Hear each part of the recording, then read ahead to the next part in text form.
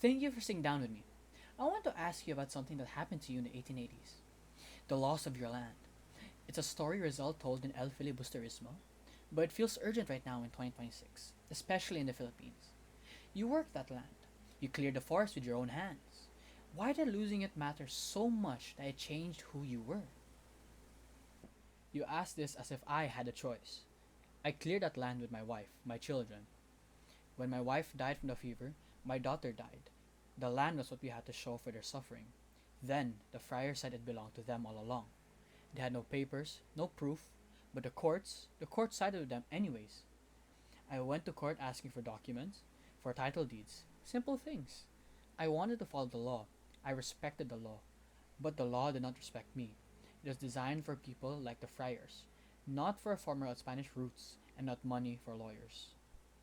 So, it wasn't about greed or ambition. No, I wanted what any man wants, to keep what his labor built, to give my children education, a better life. That's not greed, that's hope. But the system took even that.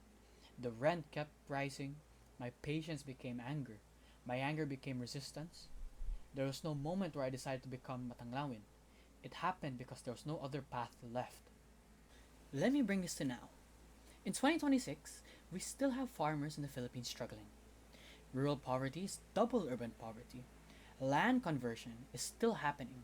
Farmland become malls and commercial zones. The difference is we have laws now. We have agrarian reform. Why doesn't that help? Laws without enforcement are just words written on paper. You said you have agrarian reform, but if the land is still being converted, if farmers still cannot own it securely, if the courts still move slowly while the powerful move fast, then you have not solved what I faced. You've only given it different names. The real difference is this. When I demanded justice through law, they criminalized me for seeking it. In your time, you do the same. You call farmers red tag now instead of tulisan. You intimidate the ones who organize, who speak, who demand what is theirs.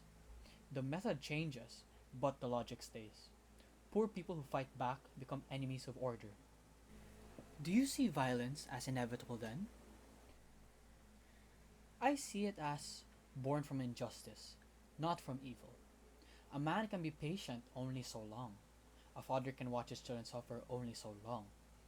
You cannot ask someone to starve peacefully and then be surprised when they refuse.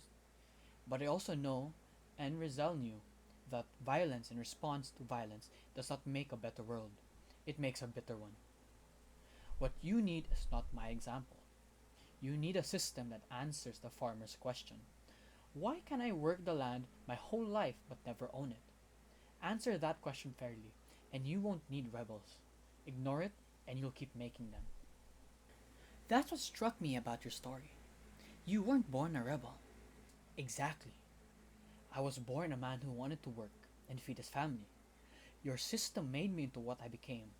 Remember that when you ask why farmers still resist in 2026.